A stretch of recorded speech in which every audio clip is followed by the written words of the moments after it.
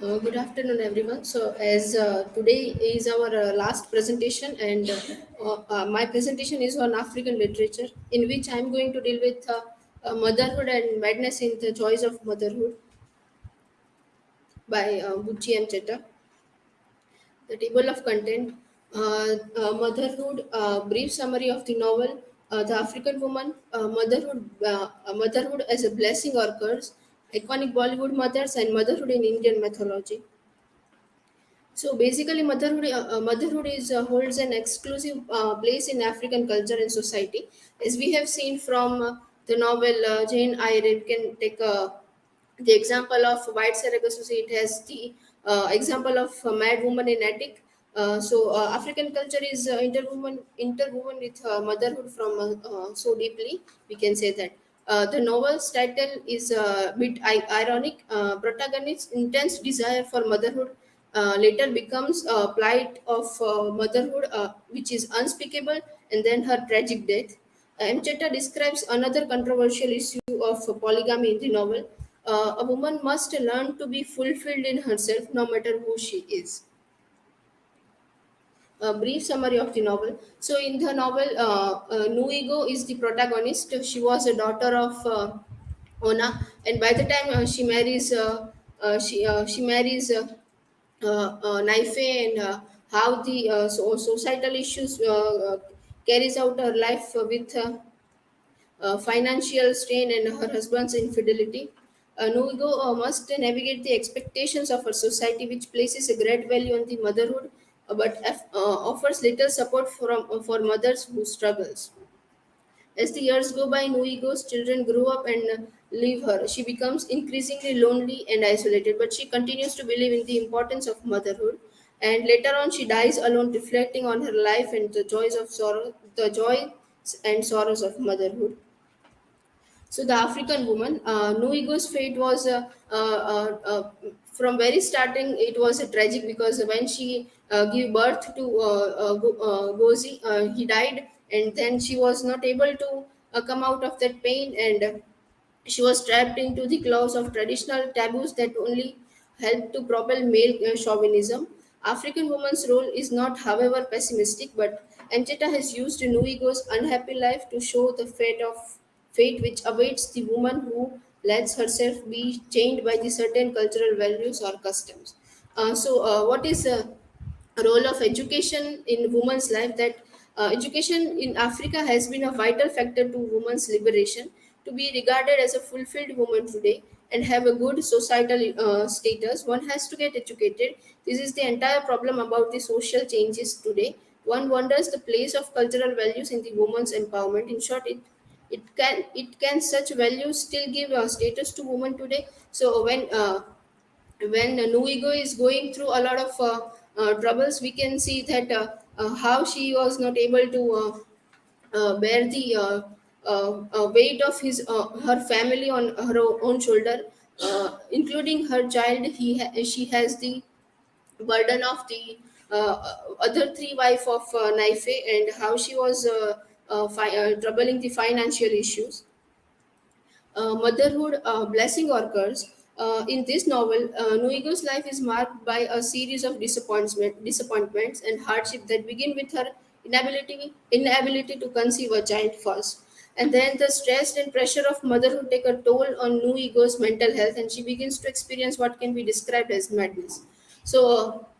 In many of African novels, we can see that madness was interwoven with a woman's character, and that is given here too.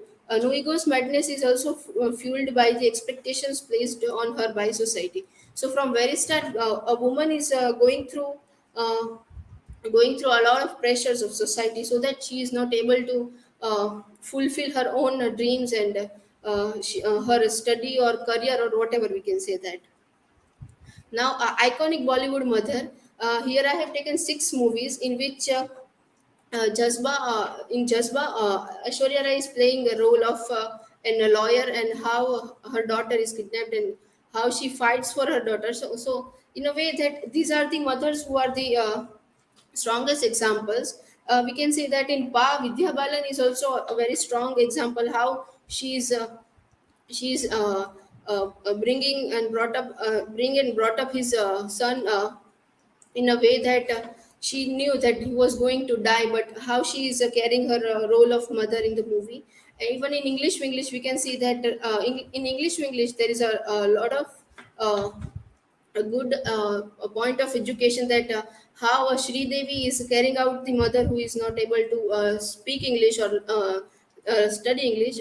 When she goes to the foreign countries, she started working on herself. So it is a example of a woman who wants to do something for herself. And this another movie, Matar, is about a woman who is about a woman who is going through a lot of trouble because when her daughter was kidnapped and raped by six men, she was not able to save her, but later on she fights for her, and then she kills the six victims, sorry, the six rapist who killed her daughter. In Mom movie, we can see the role of Sridevi is a way that she is also trying to save her daughter. So there is a lot of movies have been released to be a good role model of mother.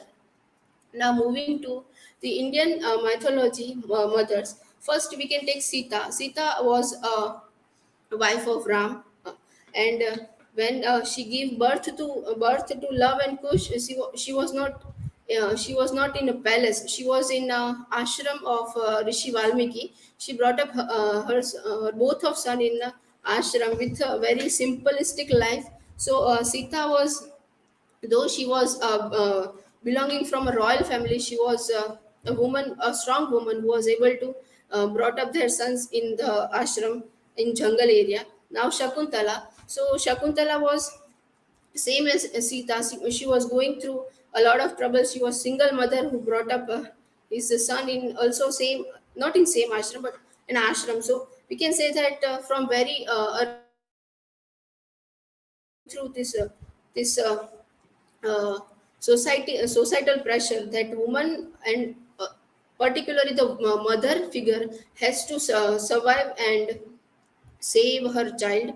Now Devki and Yashoda has the concept of Devki who gives birth to Krishna, and then later on Yashoda brought up his son. So their depart how their depart gives the kind of uh, emotion that they lost their son. Now Kunti is a woman who lost her son in fight, and then she cursed Krishna and how everything happens. Same as Satyavati and Draupadi.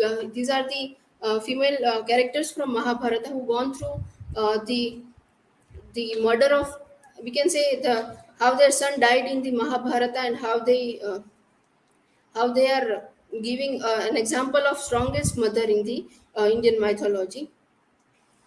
So, in conclusion, I would like to say that whether from real life to literature or mythology, the concept of motherhood is mostly about sacrifice. Here, no ego is going through societal pressures, economic trouble, though she manages to carry her responsibility well. Though she dies with no joy, Emecheta gives sarcastic title to the novel, The Joys of Motherhood. But I don't think so. There is any kind of a joy, but because as long as she is going through, it is more that the sorrows of motherhood, we can say that. Thus the novel portrays a motherhood as a complex multifaceted experience, one that brings both challenges and rewards.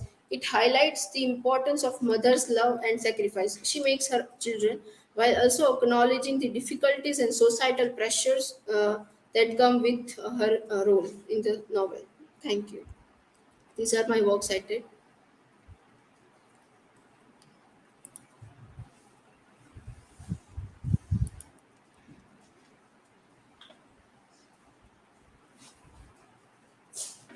My question is, how would you differentiate a movie go from these characters of Bollywood or Indian mythology? So, like in movies, directors usually take uh, creating liberty to add drama to the movie. So, how would you differentiate this with a new character in the play? Okay, so there's no need to differentiate as a no ego as a mother. We don't need to differentiate her character with the Bollywood movies character, because somehow what is a no ego is going through, we can see in many other movies. So Apart from this differentiate thing, we can conclude that any mother, or in any culture or any literature or in Bollywood, we can see the same thing, societal pressures woman is going through. So we don't need to differentiate Nuigo with Bollywood movies.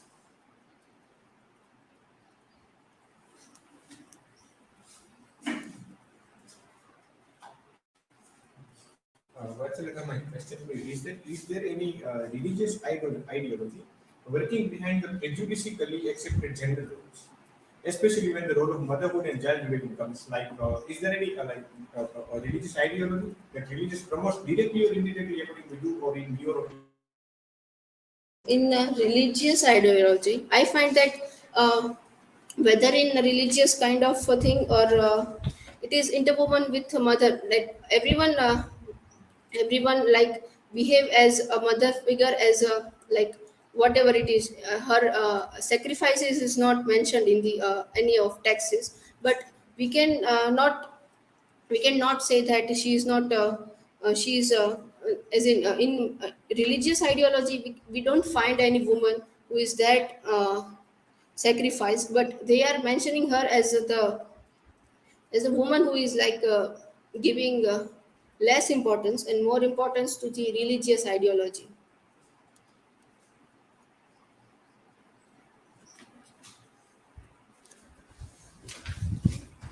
Okay, still the concept is not very clearly connected because connect may not